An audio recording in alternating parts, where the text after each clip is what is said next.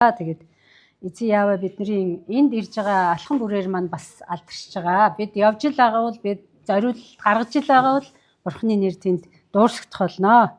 За тэгээ бүгдээрээ өнөөдрийнхээ үгийг сонсох цагтаа залбираад оръё. Өө эзэн Бурхан минь, танд үнэхээр бид талархаж байна. Та биднийг өөрийнхөө агуу хайр инрэл ивэл нэгүслэр аврал дуудаж биднийг аварч өөрийнхөө гэр бүлд нэгтгсэнд баярлалаа. Та бидэнд өөрийнхөө ариун сүнсийг бас туслагч болгон илгээж бидний зам мөрийг зааж өгч чиглүүлж удирдах байдагт баярлалаа. Тэгээд энэ өдөр та өөрийнхөө ариун сүнсээр энд оршихугаараа бидэнтэй хамт байгаарай. Бидэнд өөрийнхөө үгийг гайхалтайгаар оновчтойгоор тогтож үлдэхээр ойлгуулж өгөөрэй гэж эзэн Есүсийн нэрээр залбирлаа. Амен. За өнөөдөр та нараасаа эхэнд нэг хэлэх зүйл байна. За төвчээртэй суугаад өгөөрэй гэж эхлээд хүсье. Яагаад гэвэл өнөөдөр хоёр сэдв яригдана. Тийм учраас нэлээд урт болж магадгүй. Тийм болохоор та нар минь төвчээртэй эзний сүнснээс гуугаад, эзнээс гуйжгаад сонсоорой гэж хүсэж байна. За эхний сэдв нь болохоор сонсогдож байна уу ард? За тийм тэгээ эхний сэдв маань болохоор Паулийн сүүлийн захиас болох 1-р Тимот, 2-р Тимот 4-ийн 9-22 дугаар ишлэл байгаа. Тэгээд энэ хэсгийг эхлээд хэдүүлээ яриад эзэн энэ үгээр дамжуулан бидэнд яг юу гэж байна вэ гэдгийг харъя. За энд ингэж байна. Эндээс уншия. 2-р Тимот 4-ийн 9-22. Над руу хурдхан ирэхийг хичээгээрэй. Дэм энэ цагийн үеийн хэрэг явдлыг эрхэмлэж намайг орхиод Теслоник руу одсон. Крес Галат руу, Тит Далмат руу явсан. Ганцхан Лук л надтай хамт байна. Чи Маркийг дагуулад ирээрэй. Тэрээр үйлчлэлд надад хэрэгтэй. Тихикийг бас Эпес руу явуулсан. Тороод байхдаа Карпинд орхисон миний нөмрөг номууд ялангуяа илгэн дээрх бичээсүүдийг эрэхтэй авчраарай. Төмрийн дархан Александр надад их гай удсан бөгөөд эзэн түүнд хийснийхэн дагуу хариу барина. Тэрээр бидний үгийг их хүчтэй эсэргүүцсэн тул чи ч бас түүнээс сэрэмжил. Миний анхны шүүх хурал дээр дэргэд минь зогсох хинч байгаагүй. Бүгд намайг орхин одсон. Үүнийг нь тэдэнтэй бүү тооцоосон. Харин эзэн надтай хамт зогсож надад хүчийг өгсөн бөгөөд үүний дүнд надаар дамжуулан сайн мэдээг бүрэн тунхаглуулж бүх харийнханд сонсгох боломжтой болгожээ. Түүнчлэн би Арслангийн амнаас аврагцсан. Эзэн намайг аливаа муу хэрэгээс аварч Тэнгэрлэг хаанчлалд аваачих болно. Алдар нь үеийн үед түүнд байх болно. Ерөөл Батор шиг. Приск Акил бас Онисифорынханд минь түргээрээ. Эраст Коринтод үлдсэн, Тропим өвдсөн тул би түүнийг Милитэд үлдээсэн. Чи өвлөөс өмнө ирэхийг хичээгээрэй. Эвэл Пүд, Лин, Клавди болон ахан дүүс бүгдээрээ чамд минь түргэж байна. Эзэн чамтай хамт байв. Та бүхний дээр хайр ивэл нь байх болтугай. За эндээс бидний одоо гол онцолж сурах зүйл юу гэвэл ер нь Паул элчийн жишээг бол бид нарын 1-р Тимот, 2-р Тимот номоос бас харж байгаа. Паулийн бичсэн загтал байгаа учраас энд одоо Паулийн яаж ажиллаж исэн, хэрхэн үйлчилж исэн, ямар бодол санаатай байсан, ямар хүсэл эрмэлзэлтэй байсан гэдгийг бид нар энэ хоёр загтлыг үзээд явахынхаа явц тунд бид нар мэдэж авж байгаа. За тэгээд энд одоо хоёр ч удаа над руу хурдан ирэхийг хичээгээрэй гэж эхэлж байгаад нилээ явж ийснаа бас чи өвлөөс өмнө ирээрэй гэж хэлсэн байгаа. Тэгээд энд гарч байгаа зүйлүүд бол зүгээр нэг энгийн ингээл сонсоход зүгээр нэг хүн бид нар одоо хэн нэгэн дотн хүнтэй загтал бичиж байгаа хэлбэртэй маш энгийн байгаа. Гарч байгаа үйл явдлууд нь бол бас зүгээр л хүний амьдралд тохиолддог зүйлүүдийг л өгүүлж байгаа маш энгийн. Тэгээд эндээс ерөнхийд нь бид нар юу гэж дүгнж болох вэ гэх юм бол Паул өөрөө хичнээн одоо маш сайн дагалдагч, сайн тэмцлэр бид нар өмнөх хэсэг дээр нь харсан шүү дээ. Би сайн тэмцлэр тэмцсэн, ундаа үргэл мэт хасгагдлаа, явах цаг болж байна гэсэн дүгнэлт хэлсэн байгаа. Уралдаандаа одоо сайн гүйлээ, сайн тэмцлээ гэсэн утгатай. Тийм ээ. Тэгээд нэгэнт өөрөө ингэж дүгнээд төгсгөлөө хийгээд дараа нь энэ загтлыг сонсох юм бол мэдээж өөрөө Арслангийн одоо амнаас аврагдсан гэж маш их зовсон гэж гарч байгаа энэ загтлууд дээр нь ч гардаг, Үйлс номон дээр ч гардаг тий. Гэхдээ хэдий тийм их сайн итгэлтэй, гайхамшигтай агуу иш үзүүлэгч байсан ч гэлээ гэсэн яг энэ хэсгийг унших юм бол бас энгийн хүний амьдрал харагдж байгаа. Зүгээр л энгийн хүн. Ягаад гэвэл Паул бол энгийн л хүн байсан. Харин Бурхан түүнийг илч болгон ашигласан. Бурхан түүнийг өөрийнхөө ариун сүнсээр тосолж өөрөө үүрэг даалгавраа өгж уралдаанд гүйлгсэн байгаа. Анх гараанд гаргасан нь эзэн байгаа. Эзэн гараанд гаргасан учраас бариандаа энэ хүн сайн орсон байгаа. Тэгээд энгийн хүн байсан учраас энд бас түүний ганцаардал мэдрэгдэж байгаа. Саяны хэсгийг уншихад тэр тийшээ явцсан, энэ ийшээ явцсан, намайг орхисон. Зарим нь бол эзний ажлаар явсан байгаа. Сайн нэр дурдгдсан хүмүүс. Зарим нь болохоор одоо энэ итгэлээсээ гажаад дэлхийн амьдралаар дэлхий буюу одоо өнөөгийн одоо эзэнгүй хүмүүсийн дуралдаг, шохоорхдог зүйлүүдэд татагдаад гараад одоо уралдаанаасаа гараад явцсан тухай ярьж байгаа. Тэгэхээр энд байгаа тэр орхигдсон чим шиг ганцаараач байгаа юм шиг ялангуяа тэр шүүх хурал нь болж хахад шүүх хурал дээр хамт байх хүн хинч байсангүй гэж хэлж байгаа тэр хэсэг бол бас их өрөвдөлтэй. Хичнээн сайхан агуу итгэгч сайн одоо элч байлаач гэсэн хүний амьдралд бас янз бүрийн юм тохиолддог гэдгийг энд харуулж байгаа. Ганцаардал байж болно, орхигдож болно, тийм ээ. Хин нэгэн хүн өөрөөс нурууж болно, дотны хүн нь тиймэрхүү зүйлүүд байна. За ялангуяа энд хэлэгдэж байгаа тэр Александр гэдэг хүн бол 1-р Тимото 1-ийн 20 дээр хэлэгдсэн одоо химний Александр гэж байгаа хоёр хүний нэр хэлээд тэгээд тэр хоёр одоо намайг айгүй их эсэргүүцэж байна гэдгээр хэлсэн байдаг шүү дээ, тий. Буруу сургаал руу ороод тэгээд итгэл нь сүүрсэн хөлөг онгоц шиг болцсон тэр хоёр гэж хэлсэн байдаг. Тэр хүний тухай дахиад дурж гин гэж үзэж байна.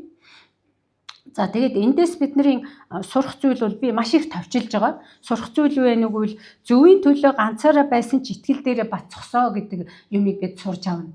Зөвийн төлөө ганцаараа байсан ч итгэл дээрээ бацсахс. Бид янз бүрийн эсэргүүцэлтэд тулгарч магадгүй. Бид ямар ч нөхцөлд зарим хамтран зүтгэж үйлчилж исэн нөхдүүд маань орхиод явж магадгүй. Ганцаараа болж магадгүй. Гэлээч гэсэн зөв гэж үзэж байгаа тэр зүйл дээрээ ганцаараа байсан ч гэсэн тэр зүйлийнхээ төлөө итгэлээрээ бацсахсё гэдэг юмыг эндээс бид нар сурах хэрэгтэй байна. Энд Паул элчис хамгийн сайн сурж бидний хамгийн одоо ингэж санаж сурж авч үлдэх зүйл бол зөвийн төлөө ганцаараа байсан ч итгэл дээрээ бацсахс гэдэг юмыг суръя. За дараагийнх нь юу вэ гэвэл одоо нэг өгүүлбэр байгаа. Тэр өгүүлбэр нь болохоор бурхан хамт байсан тухай өгүүлбэр байгаа. Тий. Одоо энд юу гэж юм гэхээр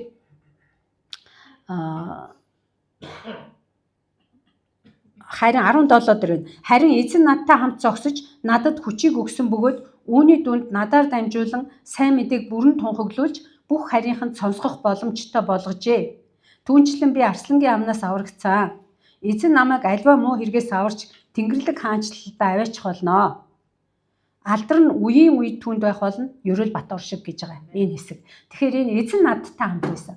Хэдийгээр өөрөө ганцаардчихсэн ч гэсэн, хэдийгээр ойр дотны хүмүүс нь орхисон ч гэсэн, эсвэл хэдийгээр бусд нь бүгд завгүй болоод ийш тийшээ яваад сайн мэдээний ажиллаар ч явсан бах, янз бүрийн ажиллаар явсан бах, илгээгдээд явсан ч байлаа гэсэн, ямар ч байсан байнгын өөртөө хамт байсан нэгэн бол эзэн байсан. Өөрөө энэ тэгж хэлж байна. Харин эзэн надтай хамт зогсож надад хүчийг өгсөн бөгөөд үүний дүнд надаар дамжуулан сайн мэдээг бүрэн тунхаглуулж бүх харийнханд сонсгох боломжтой болгожээ гэж хэлж байна. За тэгэхээр хэдий ийм үе байдаг ч гэсэн биднийг орхидгүй үргэлж мөнхөд хамт байдаг нь эзэн юм аа. Эзэн хизээч та биднийг орхихгүй. Энийг би өөрөө амьдрал дээр бас ойлгосон учраас байнга дахин энэ үгийг хэлдэг байгаа. Энд ярих болгондоо баг эзэн биднийг хизээч орхидгүй нэгэн байдаг тэр бол эзэн юм аа гэж тунхаглах дуртай. Ягаад гэвэл эзэн хизээч урагдгүй, хизээч орхидгүй бат зогсдог бидэнтэй хамт. За тэгээ энэ дээр бид нар сурж авах зүйл бол зовх цагт хүмүүс орхиж болохч бурхан үргэлж хамт байдаг юм а гэдэг зүйлийг суръя.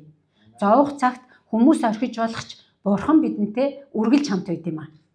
За энэ бол бид бурханых болж бурханы гэр бүлд нэгдсэний маань нэг том гайхамшигтай үр ашиг, гайхамшигтай хайр, ивэл нэгүсэл бидэнд буудаг ивэл нэгүсэл.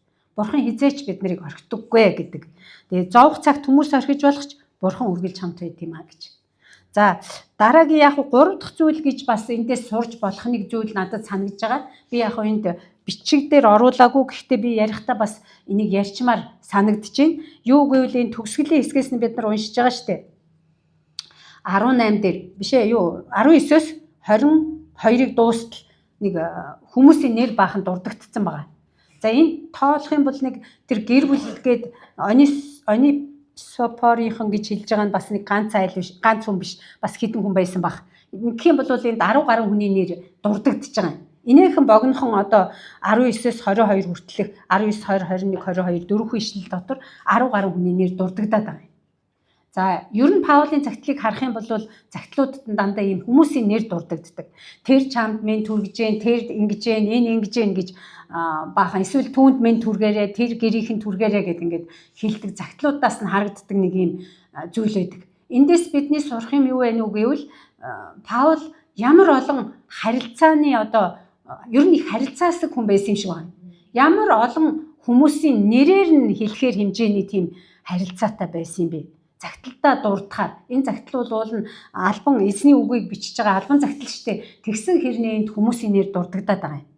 Тэгээд ер нь бол судлаачид Паулийн бичсэн номууд загтлууд дотроос ер нь бол 100 гаруй хүний давтагдаагүй нэр дурддагддаг гэж хэлдэг юм билээ. 100 гаруй хүний.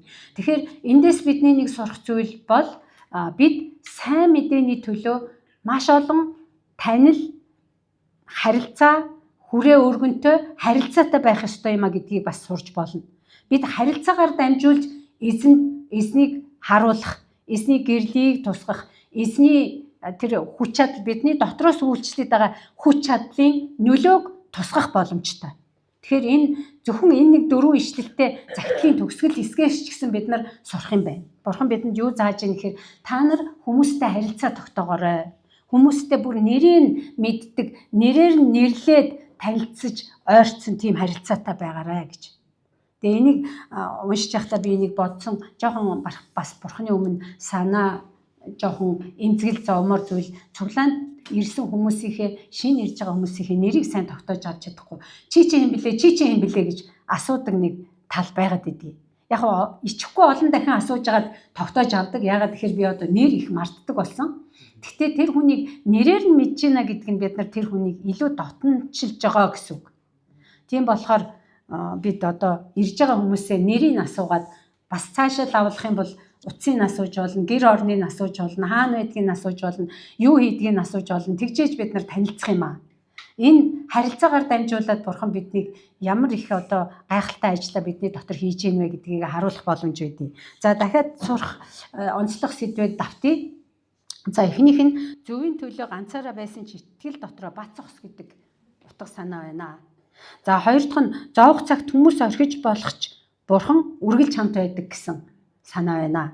За тэрний дараагийнх нь болохоор аль болох олон харилцаатай байя. Харилцаагаар дамжуулан бурханы гайхамшигтай үүс бидний амьдралд харагдах боломжтой, нөлөөлөх боломжтой гэдэг зүйлийг суръя.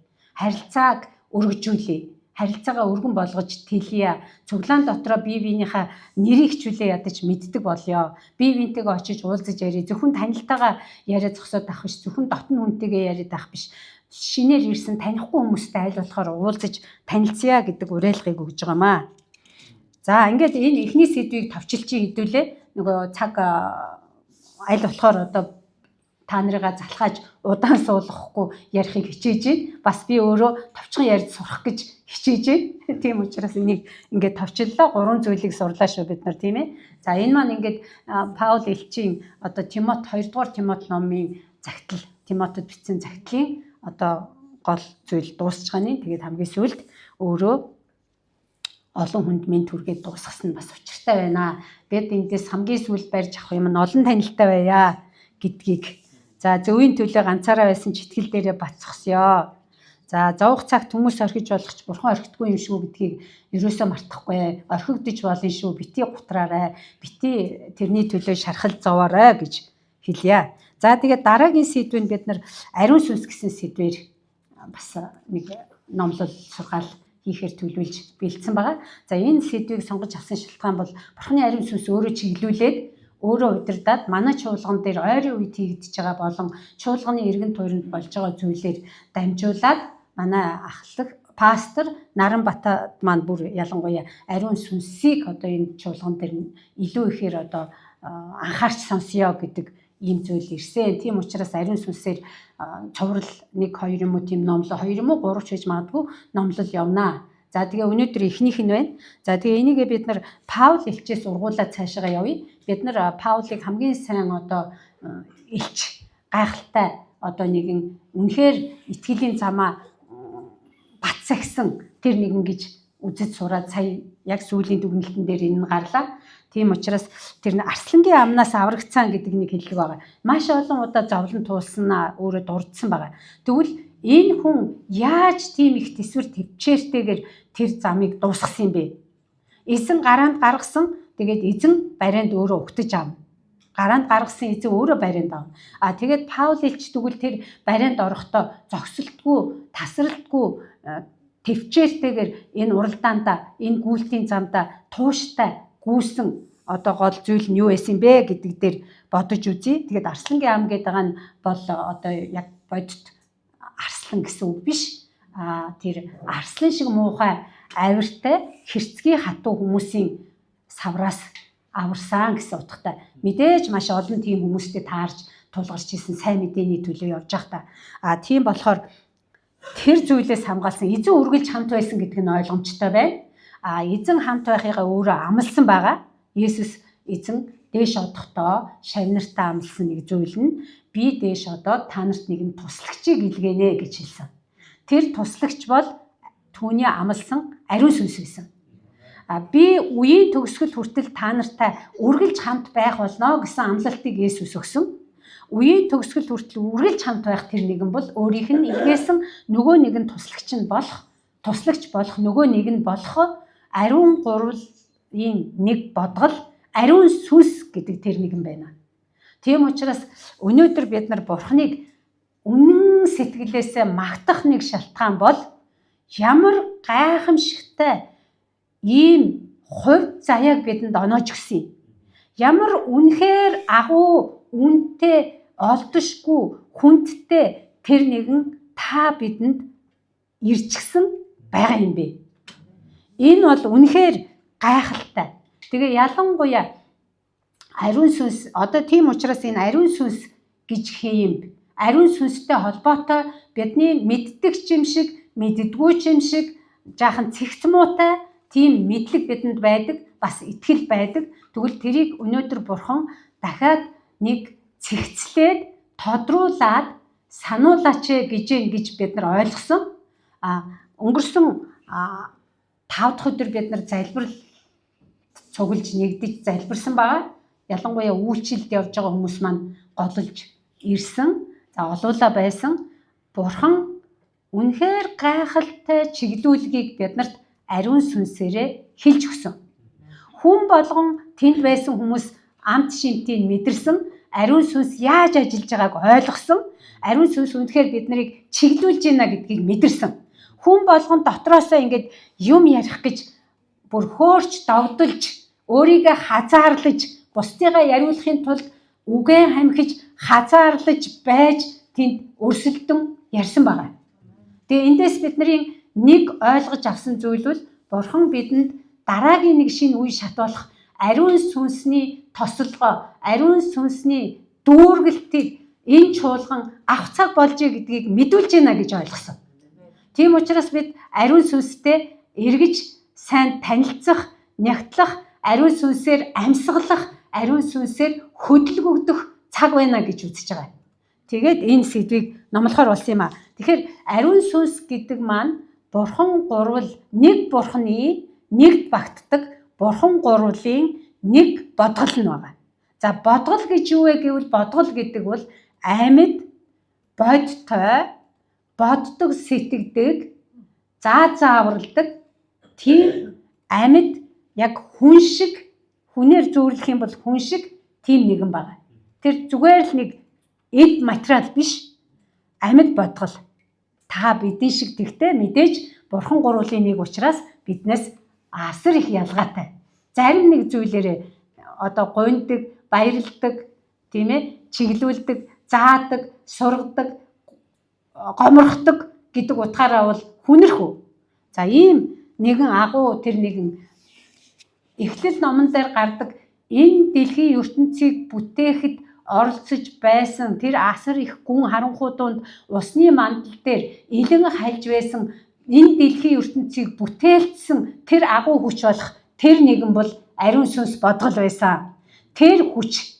За хуучин гэрээнээс маш давчханаар ганцхан жишээ дурдахад та бид нар захирагчд номыг явсан тэн дээр Шимшон дээр бууж ирж исэн эрчлэн бууж ирж исэн агуу их хүч бол ариун сүнс байсан юм аа. Илжигний эрүүний ясаар ганцхан ширхэг ясаар мянган филистиг хөнөөж байсан тэр хүч бол ариун сүнсний хүч байсан юм аа. Ариун сүнс бууж ирээд тэр дайснуудыг ялуулж исэн. Ганц хүнийг мянган хүний эсрэг тавиад. За шин гэрээ рүү ороод ирэх юм бол Үүс номон дээр 2 дугаар бүлэг дээр гардаг ариун сүнсний асгалт зөв дүүрэлтийн тухай яригдж байгаа 2 дугаар бүлэг дээр элч нарыг согтуу хүн байна гэж андуурах хэмжээнд харь хэлээр тэд цугласан олон газраас ирсэн Юда боловч Ихуда боловч хэлн тэр оршин суугаа газар нутгийнхаа хэл болчихсон тэр хүмүүсийн бүх хэлээр ойлгогдохоор харь хэлээр яриулсан тэр нэгэн бол энэ ариун сүнс байсан юм аа. Ариун сүнс бууж ирэхэд ямар их хүч, ямар их эрхчлөө, ямар их баяр хөөр, ямар их мэрэгэн ухаан асгардаг юм бэ гэдгийг энэ жишээнүүд биднэрт харуулж байгаа. Ёол номон дээр хуучин гэрээний Ёол номон дээр энэ тухай иш үзүүлж хэлсэн байдаг. Олон жилийн өмнө ариун сүнсний дүүргэл болох тухай хэлэхдээ хөгшчүүл чинь хөвгөө догт чинь үзэгдэл үзэн, хөгшчүүл чинь зүү зүүдлэн, идэр залуус чинь үзэгдэл үзнэ гэж хэлсэн байна. Би сүнсээ цутгах болно, асгах болно гэж хэлсэн. Петр Үүс номын 2 дугаар бүлэг дээр энэ ишлэлийг иш татж агаад одоо яг энэ сүнсний хөдөлгөөнд өөртөө орж байгаагаа мэдүүлэн хэлээд тэгээ сайн мэдээ тунхагсан. Тэгэхэд тэнд 3,000 хүн итгэгчид дээр нэмэгдсэн байна. Тэр ярьсан яриаг ариун сүнсний хүч дотор ярьсан тэр яриаг тэр сайн мэдээг сонсоод итгэж аврал дээр ирж исэн байна. Тэгвэл бид нар бурханд талархахгүй байхын аргагүй нэг том шалтгаан бол ийм гайхалтай хүчтэй бурхан гурвын нэг бодгол та бидний дотор байна. Та бид нартай өнөөдөр энд оршихугаараа хамт байж байна. Ийм гайхамшигтай зүйл бурханы ивэл хайр хишиг гэж үзэхээс өөр ямар ч зүйл биш. Энэ та бидний сайнаас ирээгүй. Та бид шагнамаар байсан учраас ариун сүнсээр шагнасан биш. Бурхан өөрийнхөө гайхамшигтай үйл хэргийг хэрэгжүүлэхийн тулд энэ хүчрхэн нэгнийгээ амлалтаараа дамжуулан та бидэнд илгээсэн. За илгээгээд та бидний дотор байна гэдэг нь ямар зүйлээр илэрч гардаг вэ гэвэл бид 1-р Коринт номыг бид нар одоо үзээд бараг дуусгах гэж байгаа. Одоо жижиг үлгүүд үзээд байгаа шүү дээ. Тэр 1-р Коринт номон дээр 2 газар ариун сүнс та нар өөрсдийгөө ариун сүнсний орших сүм дуган гэдгийгээ мэддэггүй мүү гэж хэлсэн байгаа. За энд 3-р 1-р бүлгийн 3-р 1-р Коринтын 3-ын 16 дээр хэлсэн бас 6-гийн 19 дээр хэлсэн. 2 дахин давтан хэлсэн байдаг. Та нарын бие бурханы сүнсний орших дуган гэж хэлж болно, гэр орон гэж хэлж болно, орон байр гэж хэлж болно энийг. Ийм зүйл гэдгийг мэддэггүй мүү гэж байгаа хэлсэн. Энийг яагаад ингэж асуусан бэ гэвэл та нар нэгэн ариун сүнсний орших газар болцсон юм бол ариун байгаа чи гэдэг юм ийг л хүсдэг. Та нар ариун байгаа чи. Та нар энэ хүчтэй ариун агуу нэг дотроо агуулчаад байна штэ. Та нар ариун байгаа ч гэж хүсдэг. Тэгэхээр гайхалтай сайхан зүйл бол бидний дотор ийм нэгэн агуу хүч байж байна. Тэгвэл бас нэг сайхан юм нь хуучин гэрээний үе шиг ирээд очоод гараад ороод байдаг бишээ. Хуучин гэрээнд бол онцгой үүрэг даалгаврыг биелүүлэхийн тулд тухайн хүнд төр зуур байгаад гардаг байсан. Харин шинэ гэрээний бидний үед бол тийм орон гарна гэсэн юм байхгүй. Ариун сүнс нэгэнт бидэнд ирсэн л бол ирсэн бидний дотор нутаглахаар, бидний дотор оршихоор, бидний биеэр гэр орноо хийхээр ирсэн л юм бол хизээч явахгүй бидэнтэй хамт байна. Энэ нь шинэ гэрээний хувьд Христийн амь цусаараа бидэнд олж өгсөн гавьяа юм аа. Бидэнд ирсэн тамгалсан гэж хэлсэн шалтгаан нь энд байдаг. Тамга гэдэг бол ерөөсөө авагддаггүй шүү дээ. Яг тэрэн шиг ингэж тамгалж өгсөө. За тэгээд ариун сүнсний талаар бид тэднийг 3 юмыг би энд өнөөдөр тодруулаад давтаад сануулад ярих гэж бодож байна. За шинэ хүмүүс бас байгаа учраас шинээр бас ойлгох хугдхан өгөх үүднээс анхын шатны юм шиг юм ярьж байгаа шүү. Та нар яг давтаад санаад бодоод аваарай. За тэрний үг гэвэл ариун сүнсний баптизм гэж нэг юм байгаа. Ариун сүнсний дүүргэлт гэж нэг юм байгаа. Ариун сүнсний бэлэг чадвар гэж юм байгаа. За нэг ийм 3 зүйл дээр өнөөдөр товчхон ярих гэж бодсон. За ариун сүнсний баптизм гэж юу юм бэ? За ариун сүнсний баптизм бол энд Христ Есүст би итгэсэ, би Бурхны гэр бүлд нэгдсэн Бурхны хүүхэд байна гэж үзэж байгаа хүн болгон ариун сүнсний баптизмыг хүртсэн хүмүүс байна. Ариун сүнсний баптизмыг хүртсэн. За ариун сүнсний баптизмыг хүртсэнийг усаар батлаад харуулсан хүмүүс байна. Ариун сүнсний баптизм хүртсэн гэдгийг усаар батлаад харуулсан. За ариун сүнсний баптизм хүртэхэд ямар үед яаж хүртдэг юм бэ гэх юм бол Христ Есүст итгэсэн тэр сайн мэдээгээр дамжуулаад би сайн мэдээнд итгэлээ гэж чин сэтгэлээсээ зүрхэндээ хэлээд амаараа дуугарч Есүс миний аврагч эзэн гэж дуурайад Есүс буцаж ирэх болно. Есүсийг ирэхэд би амьлах болно. Амьд байж байвал үхэхгүй байх болно. Есүс удахгүй ирнэ гэж тэр итгэж байгаа итгэл бол Христ итгэл. Энэ бол сайн мэдээ. Сайн мэдээг хагасалж болохгүй бид нар бүрэн байх ёстой. Ирнэ гэж хүлээж байгаа хүмүүс шүү бид нар. Ирэхэд нь би амьлна гэж хүлээж байгаа хүмүүс шүү. Хэрвээ өгчсөн байх юм бол өнөөдөр ороод ирэх юм бол маргааш амьд байж хахад ороод ирэх юм бол бид нар үхэхгүй гэж итгэж байгаа хүмүүс. Энэ бол сайн мэдээ. Тэгвэл үүгээр дамжуулаад энэ сайн мэдээ маань Христийн 100% гүйцэтгэсэн ажил болохоос биш бидний чигчээ уурууныхаа хумсны толионы чинээ юмыг ч оруулаагүй тэр ажил. Энэ биднээс хамаардаг ажил биш. Энэ Бурханаас хамаардаг ажил. Энийг Бурхан өөрөө хий гэж хүсээд өөрөө хайраараа биднийг хайрлсан хайраа илэрхийлээд цорын ганц үгээрээ дамжуулан хийсэн авралын ажил. Энэ ажилд итгэж байгаа хүн ариун сүнсний баптизм хүртцэн гэсэн үг. За баптизм хүртнэ гэдэг маань ороод умбаад гарах, умбуулах гэсэн утгатай. Тэгвэл сүнс бол одоо ингээд бидний оршихуй энд байж байгаа бид нар дунд ингээд Бурхны оршихуй сүнс байгаа шүү дээ. Бидний дотор ариун сүнс байна. Бас энд Бурхны оршихуй сүнс байж байна. Тэгвэл бид нар сүнсэн дотор байж байна. Сүнс бид нар дотор байж байна. Бид нар Бурхны сүнстэй бүр нэгдсэн байгаа гэсэн үг. Бүр нэгдсэн. Умбуулна гэдэг маань тэр сүнслэг зүйл рүү бид нар ингээд умбаад орчихсон. Есүсийн хийсэн ажлаар амьдлаар нь дамжаад тэр сүнсэн дотроос гарч ирэхдээ бид шинэ амьтай болоод гарч ирсэн хүмүүс. Шинэ амьтай болоод гарч ирсэн. Хуучин би Есүстэй хамт загалмаадаар цовдлогдож үхсэн. Есүстэй хамт оршуулгдсан. Есүстэй хамт одоо амьлаад гарч ирсэн. Үүнийгээ бид нар ус руу умбуулад гарч ирж байгаа үйлдэлээр батлан харуулдаг. Бусдтай баталж харуулдаг. Би ариун сүнсэн дотор ингээд орцсон юм аа. Есүсийн ажлаар дамжаад орцсон. Есүсийн амьлалтай хамт би ингээд шинэ хүн болоод гараад ирсэн гэж харуулж байгаа.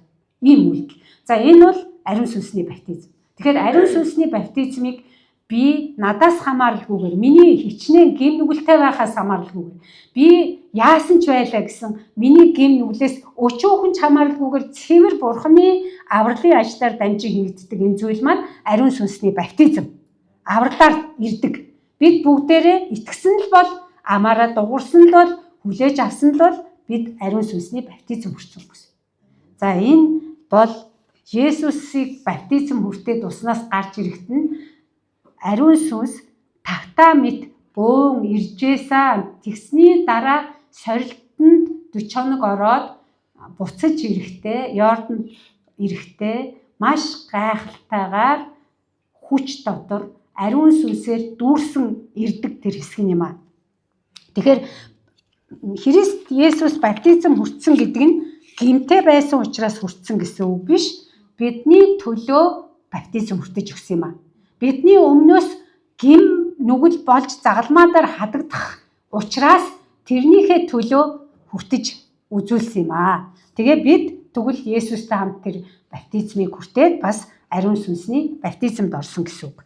За энэ зүйл бол дээрээс төрсний дараа болдгийг. Энийг 1-р Иохан номын 3-р бүлгээс бид нар сайн үзэж болно. За бид тэгвэл дээрээс төрсөн гэдэг нь ариун сүнсэнд баптизм дотор нь умбаад ариун сүнсний шин чанарыг биедээ шингээгээд дотроо аваад ариун сүнс бидний дотор оршин суугаад нэгдсэн энэ үйл ажиллагааг хэлж байгаа юм байна. Энэ бидний гин нүглээс хамаарахгүй. Их баг гин нүгэлтэй юм нүгэлгүй юу гэдгээс юусаа хамаарахгүй.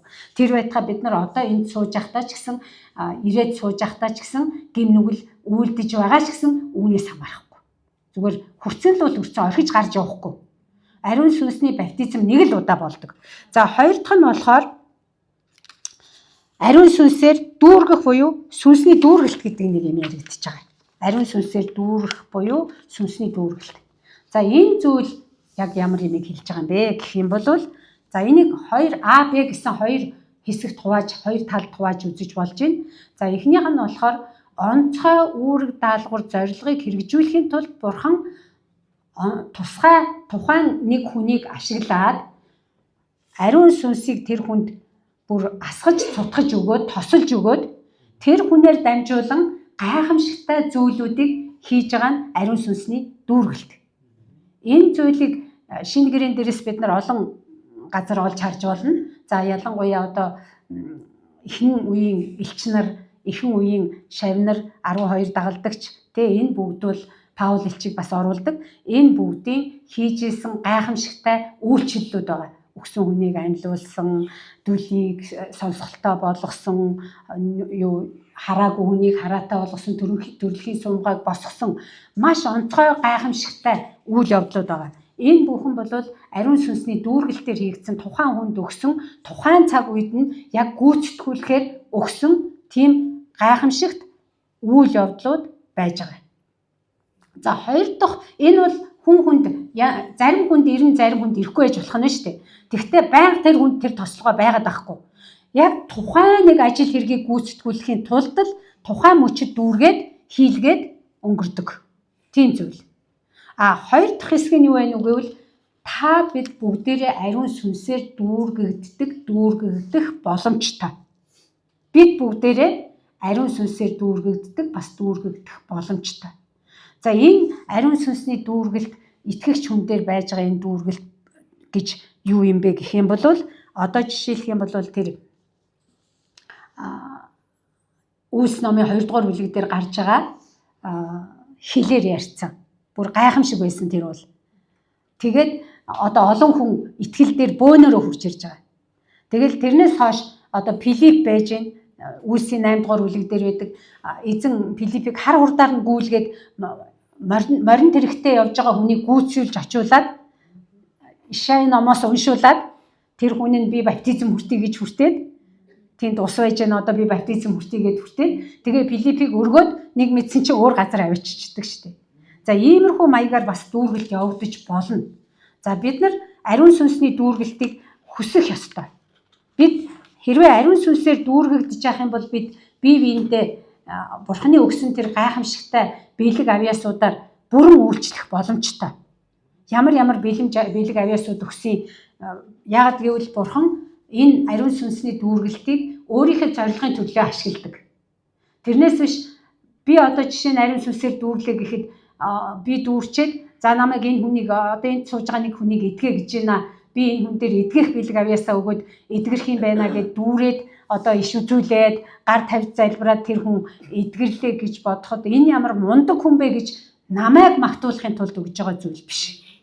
Энэ ямар мундаг агуу хүчтэй Бурхан бэ гэж алдаршихын тулд бидэнд өгж байгаа зэмсэг. Тийм учраас ариун сүнсний дүүргэлтийг бүгдээрээ хүсье. Мэдээж бид баптизмаа бол хүртсэн байна. Харин одоо дүүргэлтийг хүсье. Энэ цаг бол бидний ариун сүнсний дүүргэлтийг хүсдэг цаг байна. Тийм учраас хэн нэгнийг хараад ямар нэгэн зүйл хиймээр байгаа бол хойш нь боож хаалгүйгээр чөлөөтөө тавиад хийя. Бурхан та намайг дүүргэж өгөөч. Ариун сүнсээр би дүүрмээр байна. Би таны өгсөн энэ амьд бүл гэдэг чуулганы энэ гишүүдэд би үйлчлэмээр байна. Тэгээ манай чуулганд ариун сүнсээр дүүрсэн олон хүн байгаа. Би мэдж байгаа. Дүүрээд явж байгаа, үйлчлээд явж байгаа. Тэнд баяр хөөрэ авж байгаа. Ариун сүнсээр дүүрхийн гайхамшиг гэж юу вэ гэдгийг мэдрээд аваад ашиг тусыг хүртээд явж байгаа хүмүүс олон байгаа. Тэгвэл одоо бүр улам болж олширё. Тэгэхээр ариун сүнсний дүүргэлт бол бидний хүсэх ёстой зүйл байна. Тэр зүйлээ хүлээж аваад чуулганд үйлчлэе. За тэгээ 3 дахь хэсэг нь бол эхнийх нь бол ариун сүнсний баптизм байсан. За ариун сүнсний баптизм биднээс огт хамааралгүйгээр бидэн дээр Есүсийн хийсэн ажлаар бууж ирдэг. Бид итгэсэн бол ариун сүнсний баптизм хүрсэн хүмүүс гэдэг нэгдүгээр утга нь байна. За ариун сүнс бидний дотор оршдог. Бидний дотор оршиж эндээс нэг бүр санаад авчмаар нэг өгүүлбэр би хэлмээр санагдаад байна. Энэ бол юу гэвэл ариун сүнс бидний сул дорой ялцардаг, мөхдөг, өвддөг, зовдөг, ядардаг бие дотор. Ариун сүнс нутаглаж бидний ачааг үүрлцэж ариун сүнс бидний дотроос ёолон байж зуучлан залбирдаг. Бидний сул дорой бие дотор байгаа. За тийм учраас энэ дээр нэг хэлэх юм. Ариун сүнсийг бөхөөж болохгүй. Ариун сүнсийг гуниглуулж болохгүй. Бидний зүгээс хүсэх юм тэр байна. Ариун сүнсийг бөхөөж болохгүй, ариун сүнсийг гуниглуулж болохгүй. Энэ Библийн ишлэлээр байдаг. Сүнсийг бүү бөхөө гэд 1-р Тесалоник 5:17 дээр байгаа. Сүнсийг 19 дээр нэг бүү бөхөө гэж хэлж байгаа. Эфес 4:30 дээр ариун сүнсийг гуниглуулахгүй байх тухай сануулга байгаа. Бас гунигладаг. Ямар үед гунигладаг вэ гэвэл бид ариун сүнсийг дотроо агуулад ариун журамтай амьдралаар амьдрах ёстой байдал гин нүглийг давтан үйлдсээр байх юм бол ариун сүнс чимээгүй болно. Ариун сүнс дууга хураана. Ариун сүнс чи яг хүн шиг гэдэг нь шүү дээ, тий? Дууга хураана, чимээгүй болно. Гуниглана, бөөхнө. Гунигладаг байхна. Тэгэхээр энэ дээр анхаарах юм байна. За дараагийнх нь болохоор ариун сүнсний дүүргэлтийг бид нар хүсэх ёстой юм байна. Залбирах ёстой юм байна. Үйлчлэлийн төлөө юм байна. Бусдтай үйлчлэхийн төлөө юм байна энэ маань. Бидний өөрийн алдрын төлөө биш, Бурхан өөрийнхөө алдрын төлөө бусдтай үйлчил гэж өгсөн маш гайхалтай сайхан зэмсэг байна.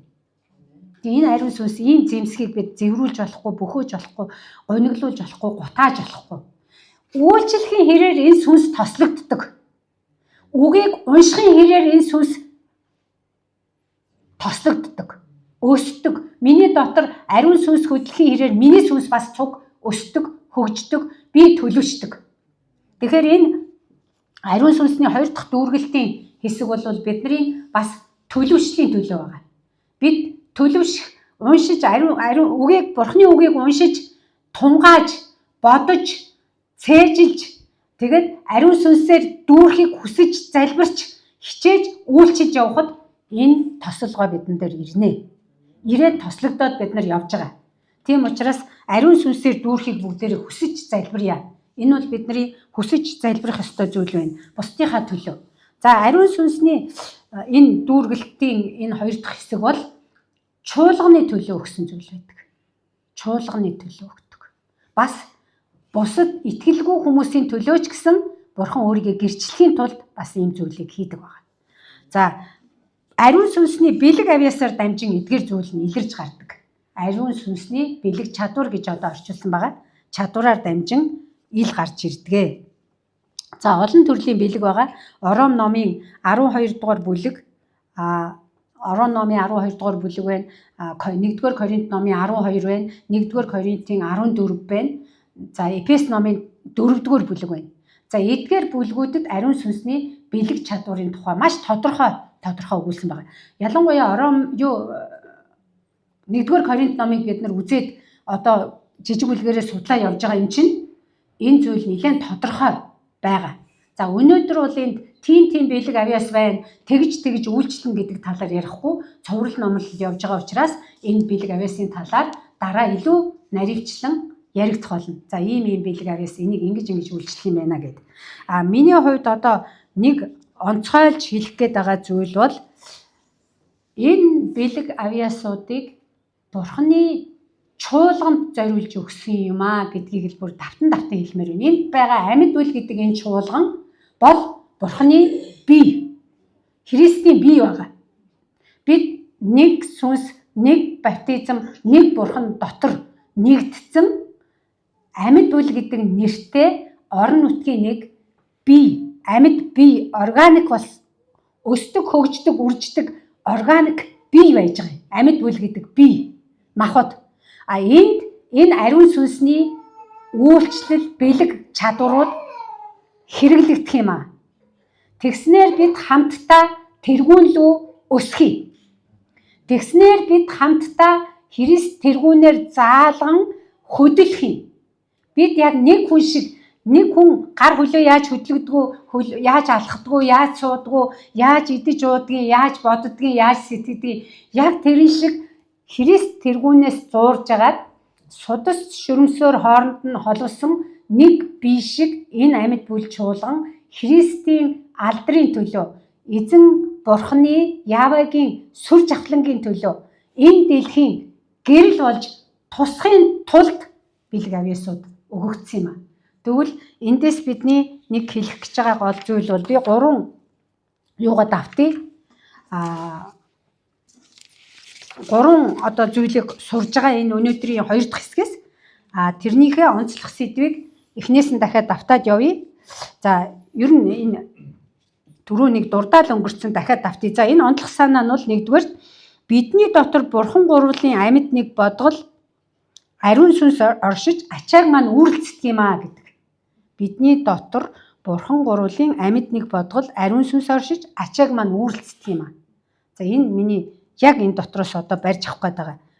Ариун сүнсний баптизмаар дамжин ариун сүнс бидний дотор оршдог болсон гэсэн тэр хэсгээс ачаагийн маань үүрж байгаа шүү. Бидний төлөө яолон залбирж байгаа шүү. Бидэнд зааж байгаа, удирдах байгаа, чиглүүлж байгаа шүү гэдэг юмыг авахын тулд ачаа гэдэг үгээр энийг товчлие. Ачааг үүрэлцдэг юм аа. Хоёрдугаарт нь ариун сүнсээр үргэлж дүүрэн байх нөхцөл нь бид үргэлж дүүрэн бай гэдэг хүсэлтэй байж залбирая. За ариун сүнсээр үргэлж дүүрэн байх нөхцөл нь Бурханы үгээр цэнэглэгдэн Есүстэй дотносхоос ирдэг юм аа. Бурханы үг гэдэг юмыг бид нар орхиж болохгүй. Энэ Бурханы үг, ариун сүнс хоёр яг тэнцвэртэй явж явах ёстой. Аль нэг рүү нь хазаахгүй. Бид нар Бурханы үгээр бол шавж өгсөн, суулгаж өгсөн. Бурханы үгийг хангалттай бид нар үзчихье. Одоо ариун сүнс гэдэг тэр талыг бас гаргаж ирж тэнцвэртэйгээр энэ зүйлийг авч явах ёстой юм аа. За хоёрдугаарт ариун сүнсээр үргэлж дүүрэн байх нөхцөл нь Бурханы үгээр цэнэглэгдэн Есүстэй дотносхоос ирдэг юм аа. Тэгэхээр дүүрэн баяа гэж гуйгаад энэ зүйлийг хийж явах нь байна. За гуравт чуулган ариун сүнсний бэлэг чадвараар бие биедээ үйлчлэн дэлхийд гэрэлт үүрэгтэй юм аа. Чуулган ариун сүнсний бэлэг чадвараар бие биедээ үйлчлэн дэлхийд гэрэлт үүрэгтэй. Бид хэр зэрэг энэ чуулгандаа үйлчилж байгаа юм? Хэр зэрэг нэг бие болж нэгдэж чадж байгаа юм? Хэр зэрэг тэргүүнийг сонсож зэрэг хөдөлж чадж байгаа юм? Ингэснээрээ бид энэ Монголын хэцүүдсэн, замбраагүйдсэн, харанхуй нийгэмд амьд бүл гэдэг нэг нэртэй гэрэл болон тодоос тод тусаж чадах юм аа. Тийм учраас бүгдээрээ өнөөдөр ариун сүнсний нэгэнт баптизмыг хүртсэн хүмүүсийн хувьд ариун сүнсний сүм дуган болохыгаа саний. Сүнсээр дүүрэн байхыг гуйж залбирая. Ариун сүнснийхээ бэлэг чадвараар бие биендээ үйлчлэе. Ингэснээрээ бид энэ дэлхийд, энэ ертөнцид, энэ Монголд гэрэл болон тодорч харагдах, гялалзах үр дүнтэй тийм зүйл болж болно. Тэгээ яг нэг анхаармаар юм байгаа. Энэ нь юу гэвэл ариун сүнсээр дүүрж ийн гэдээ бид иш үзүүлнэ, мэдлэгийн үгийг хэлнэ, мэрэгэн ухааны үгийг хэлнэ. Энэ одоо дараагийн цувралууд дээр орж ирнэ л дээ. Ингэхдээ төөрөлдөж болохгүй гэдэг юмыг би бүр өнөөдөр энэ бас анхааруулмаар байгаа. Яагаад гэвэл сүнс болгонд хуучин орчуулган гэж хэлдэг. 1-р Иохан номын 4-р бүлгийн 1-дээр сүнс болгонд бүү итэг гэж хэлдэг.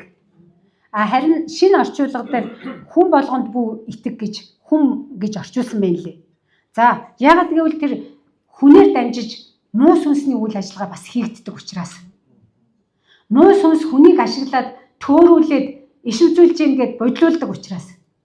Муу сүнс биднийг ариун сүнс болж хувраад ариун сүнсний дүрд ороод бодлуулж чадах учраас, төөрүүлэх учраас, буруу зам руу оруулж чадах учраас 1-р Иохан номын 4:1 дээр хэлсэн хуучин орчуулгаар юм бол сүнс болгонд бүү итэг бүгдийг нь шалга нягтал гэдэг. Би өөр эндээс яг 1-р Иохан номын тэр бүр ишлэлийг уншия гэж бодож байна л да.